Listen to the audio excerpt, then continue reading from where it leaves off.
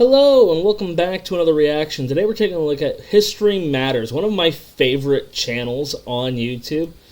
I really love the deep dives that he does, and I really love the older, 10-minute history videos that he does, but I've really fallen in love with the shorter kind of, here's a question, let's answer it, style that he's done more recently. And this one is, why did Mexico lose so much territory so quickly? Now, from the early 1800s, we see a large amount of what I would call Mexican nationalism. Individuals who want to break away from the Spanish crown, but they don't really gain all that much power until after the Napoleonic Wars. And you'll notice, and we might go back, there's another series about Simón Bolívar that I'd like to do a reaction series to, but you'll notice that a lot of these Spanish colonies start breaking away from Spain around the same time, right around or right after the Napoleonic era. And it's because Spain briefly falls under the control of the French, not completely.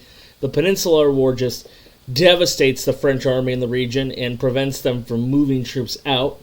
Matter of fact, Joseph Bonaparte? Wait. Which Bonaparte controlled Spain? Joseph. It is Joseph. Sorry. But Joseph is the brother of Napoleon Bonaparte, and he's placed on the throne of Spain to put someone who would remain loyal to Napoleon there. And that angers a lot of the colonies that push for revolution. A lot of them had already kind of been teetering on that edge. Well, in the years directly following that, we see over the next 25 years or so, massive chunks, well over half the country, pulling away. And while I know a decent chunk about the loss of the territories to the United States, first off, we have the Texan War for Independence. We have the Treaty of Guadalupe Hidalgo that ends the Mexican-American War in the 1840s. And finally, we have the Gadsden Purchase, where we buy some additional land, I believe along the Gila River, that finalizes the lower 48 borders. Where I'm a little bit more tricky on is Central America, because Central America actually broke away from Spain with Mexico. They almost immediately, however, declared themselves independent from Mexico. I believe that they call themselves the Commonwealth of Central American States, or the United Central American States. I'm not positive on the name, but I think he's going to get into it, and let's go ahead and take a look here. When Mexico won its independence in the early 19th century, it was a very large country stretching across thousands of miles. Today, the country is much smaller, having been reduced piecemeal over the course of the 19th century. So why and how did this happen? Why did Mexico lose so much land so quickly, and why couldn't it reclaim more of it?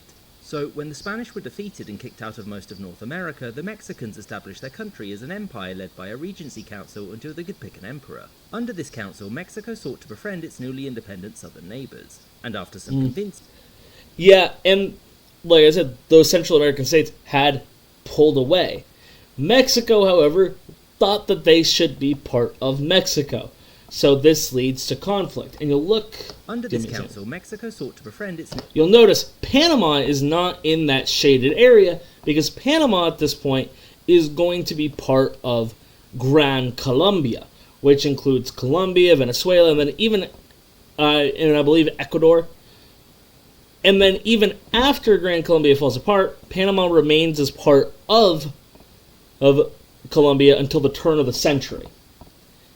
Newly independent southern neighbours, and after some convincing, its leaders voted for annexation into Mexico, thereby making it absolutely massive. The ruling council soon decided that its leader, Agustin de Iturbide, would make a fantastic emperor. Now this is also a funny thing that Augustin takes over, because he had previously been the general in charge of putting down a rebellion against the Spanish. And now he's the one who's actually leading the new country that had broken away from the Spanish. Emperor, and he was crowned Augustin I. Turns out, though, he wasn't. and after some absolutist tendencies combined with upsetting the army, he abdicated in 1823. You'll notice this too. There's a number of leaders within Mexico in the 1800s that show up and treat themselves as royalty and take complete control. We'll see this with Augustin, we'll see this with Santa Anna, we'll see this with Porfirio Diaz later on in the century. Thus Mexico became a republic, and this new form of government was somewhat fragile, by which I mean it was in a near constant state of civil unrest. Yeah. And so its leaders, in order to avoid death by mob, moved troops from the south back to the capital, and to the surprise of no one, these areas then immediately declared their independence. Although, after the border was settled, this region here did vote to join Mexico in 1824. The new republic struggled to keep the... Alright, so that's interesting that the... Now, I don't know, this is a short-form documentary, but by the sounds of it, this was a fairly amicable decision to break away without much conflict. They pull the troops out, and Central America says, you go deal with your thing, we're going to break away. And then, even then, there is a vote, there's a referendum, and not a conflict. Was settled, this region here did vote to change the borders between Mexico and Central America, which is a fascinating difference. This is something that we're going to see later on after the wars for independence. South America and Central America have had a number of wars, don't get me wrong, but they've had very little shifting of their post-independence borders. Now, some of them have changed dramatically, but a lot of them have remained pretty consistent, and there's been a very strong focus on diplomacy when those things have happened. Not universal. We've got the football war, which was a fairly large conflict over a couple of days in Central America. We have a fairly long conflict, I believe, between Venezuela and Colombia. We have, of course, the Panamanian Revolution, which in and of itself was actually fairly bloodless, although that's because the U.S. showed up and said, yeah, show up, we'll sink your fleet, and it'll go poorly. So the Colombians didn't show up, but moving on. Joined Mexico in 1824. The new republic struggled to keep the country together, but things remained somewhat manageable until 1829, which was when the president was overthrown and executed by the vice president. This led to General Antonio Lopez de Santa Anna. And this is going to be the big guy for U.S.-Mexican relations for a while. Antonio Lopez de Santa Anna, or the Napoleon of the West, as he was nicknamed, is going to, A, set the stage for the Texan Revolution. Not just the Texan. There are several different groups that try to break away from Mexico under Santa Anna because he dissolves the federal system. He dissolves the ability for states to make their own decisions. And as a result, a number of different regions try to break away. And because of the fact that many are trying to break away at once, Texas has a perfect opportunity to actually win this war with Mexico. Rebelling and overthrowing the government. In 1835, he repealed the Constitution, which led to a lot of rebellions against him, the most notable being in Texas. And that's what I was just talking about, yeah.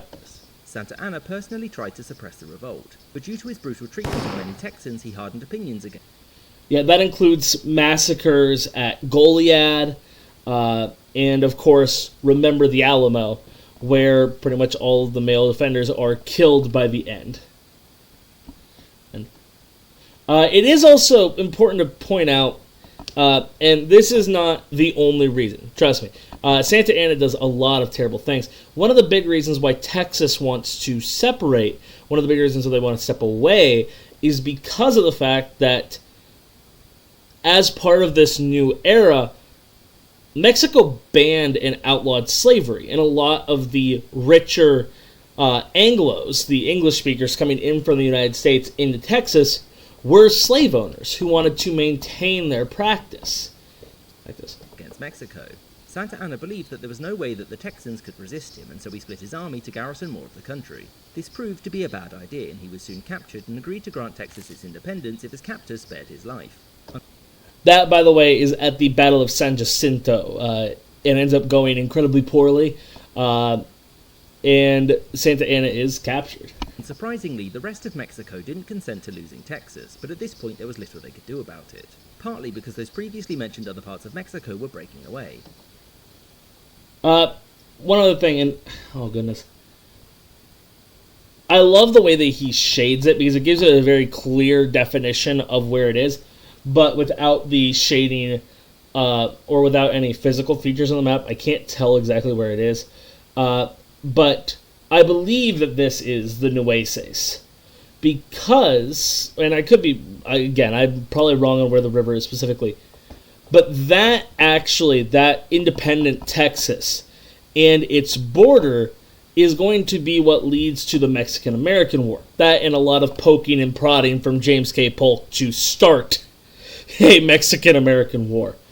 But there is a large stretch of land between the Nueces River, where the Mexican government established the border with Texas, and the Rio Grande River, where Texas claimed the border was. And when eventually Texas was admitted under President John Tyler, and then finally fully integrated under James K. Polk, we see that become the de facto position of the United States government, that the Rio Grande is the southern border.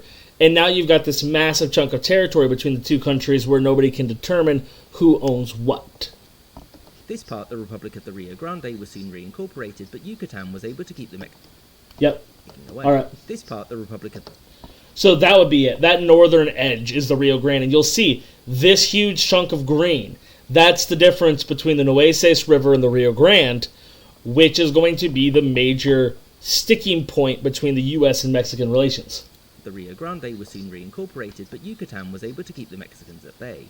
Silver lining, though, in that Mexico was able to annex this small strip of land the next year. Obviously, things weren't great for Mexico, though, in that Mexico was able to annex this small strip of... I'll be honest, that was so small, I missed it the first time I filled it in. Okay, moving on. The next year. Obviously, things weren't great for Mexico, but this is human history, meaning that they could get a whole lot worse, and so... I want to actually know what this says. But this is... Unlike Earth's other stupid, lazy species, humans are the only ones who have invented microwaves-powered flight and the turkey baster. Having originated from wherever they came from, officially somewhere in Africa, but I personally believe it was where. Humans have spread all over the Earth. A loving and peaceful species, humans have unfortunately been witness to multiple extinctions, such as the Great Dodo Suicide. Or with all of the songs it goes.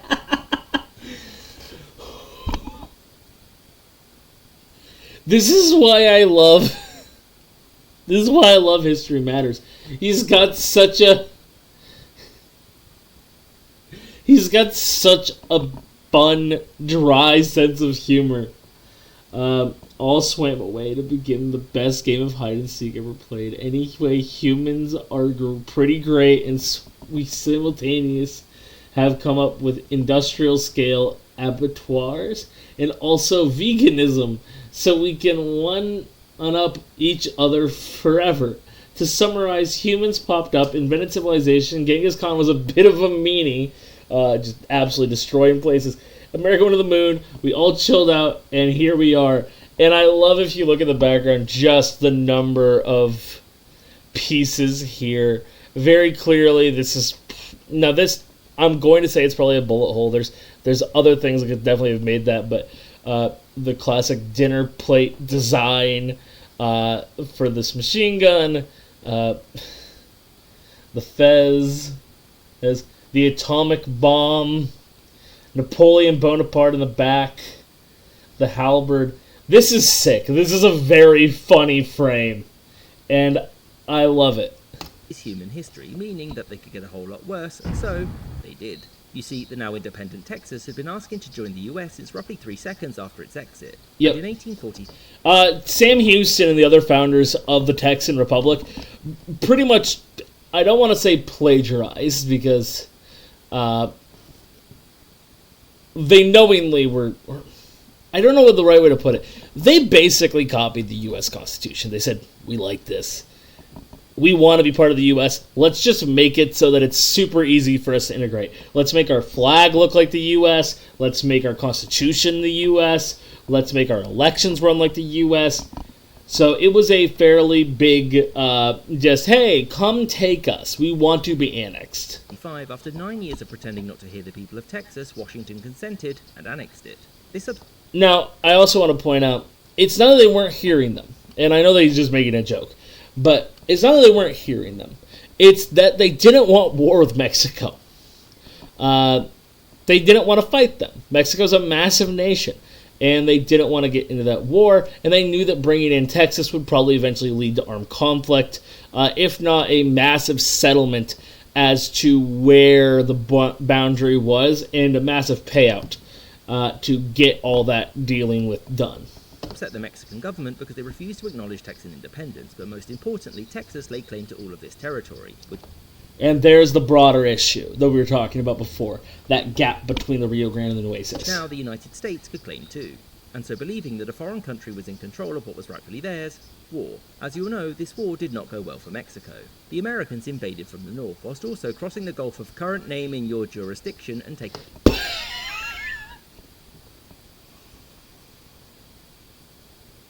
Oh, goodness. Alright, we're not touching that with a 20-foot pole. So, yeah, we've got multiple invasion routes here. We have Zachary Taylor coming in from the north right along the Rio Grande. Zachary Taylor's position there is what largely starts the war. James K. Polk sends him down to the Rio Grande River and says, hey, go blockade the Rio Grande and see what the Mexicans do. And the Mexicans showed up and said, hey, stop doing this.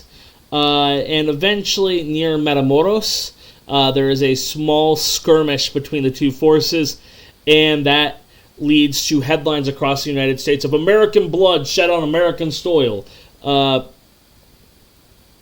ignoring the reality that we had sent the force to blockade the river. This is why it's pretty widely accepted that James K. Polk directly meant for this to happen. He sends Taylor with the express belief that this is going to start the war that is going to allow him to annex additional territory.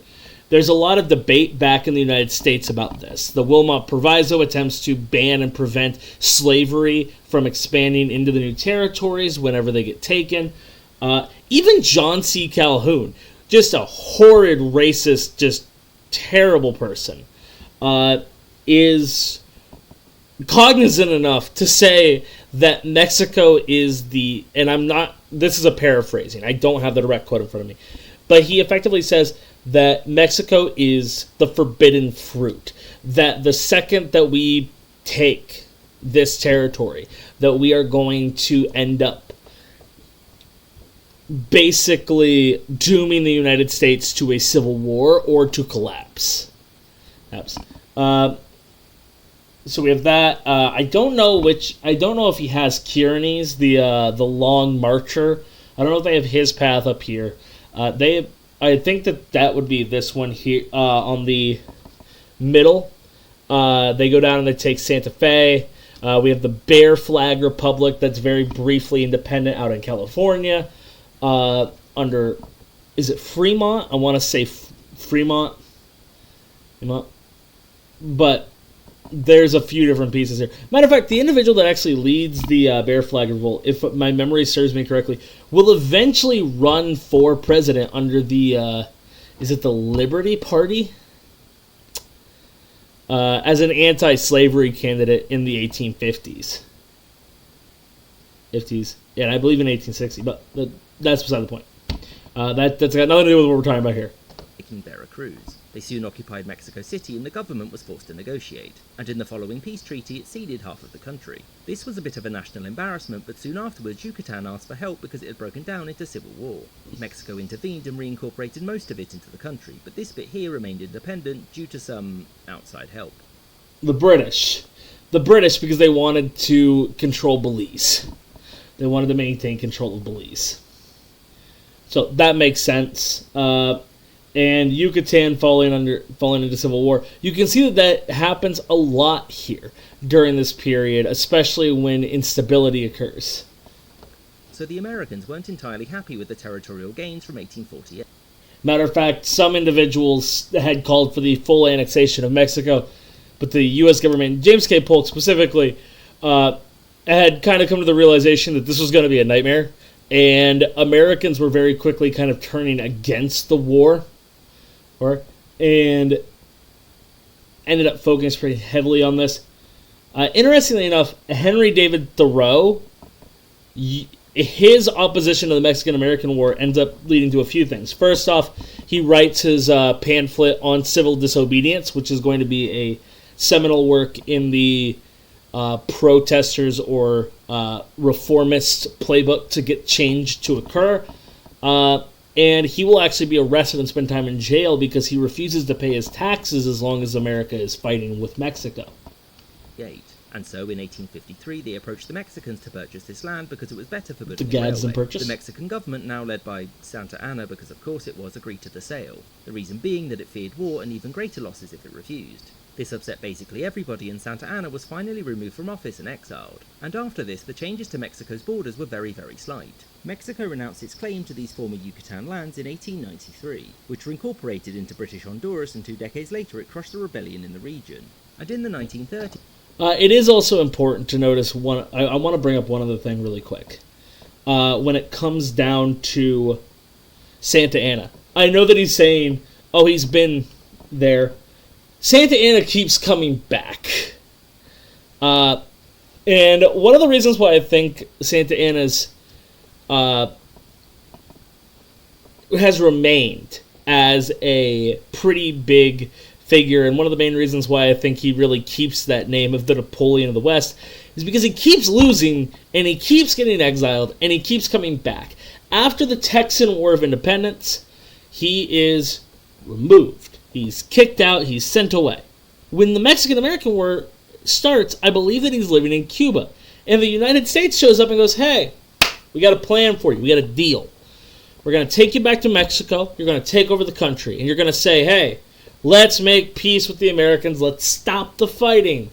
And, of course, we deliver him to Mexico. He takes the country back over, and then he immediately betrays the United States and goes off to fight the war against the U.S. He thinks that he's going to be this big hero that's going to ultimately win them their battles.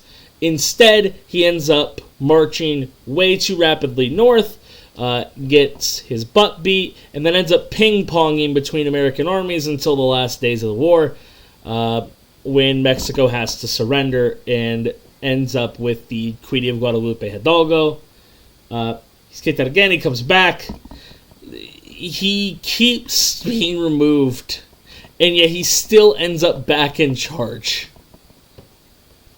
Mexico and France argued over the ownership of this island here. Both sides agreed to Italian arbitration, and in the end it was awarded to France. Bummer for Mexico, but after the fall of France in World War II, the islands were occupied by the Americans, and the Mexicans spied an opportunity and so requested that the Americans hand it over. Washington was sympathetic, but it didn't want to upset its French allies, and so in the end said no. The 1970s saw a minor change to the border when the US handed... That all makes sense. I didn't know that. That's very cool. ...over some tiny bits of territory to Mexico. This was because the old border, the Rio Grande, had moved, but these changes are so small that they won't appear except on the most detailed of maps. And after this, Mexico's borders remained unchanged. This wasn't down to a lack of desire, though. The problem was that the vast majority of its territory was lost to a much more powerful United States to the north, and those lands to the south were now guaranteed by it. I hope you enjoyed this episode, with a special thanks to my patrons, James Bizan. So early on, of course, you have the Monroe Doctrine, which promises that Spain won't come back and retake it. And then later on, the Roosevelt Corollary promises the United States will intervene in conflicts between Central and South American nations to prevent further conflict or further issues. Now, there is a time where France actually goes in and conquers Mexico, along with the help of the Austrians, and Austrian is actually put on the throne, Maximilian. He ends up eventually being killed after the French are forced to pull out of the country later in the 1860s. I wonder why it's the 1860s. The French decided to invade Mexico. I wonder if there's a bigger, much more dramatically destructive war just north that would prevent the United States from intervening in that effort. I don't know. Maybe you'll have to tell me in the comments.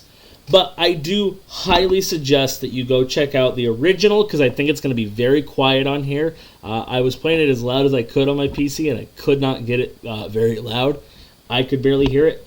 But also, go check out some more History Matters. It's so fun, it's so good, and it's such an amazing channel that it's really just inspirational for somebody who loves history and loves seeing these. So like I said, go check this out. There's a lot of short form videos like this. Yeah, all of these are great. I've seen all of them before. That also means that I won't be watching any other History Matters on the channel until he posts more videos. Either way, have a great day. We'll see you in the next one. Bye.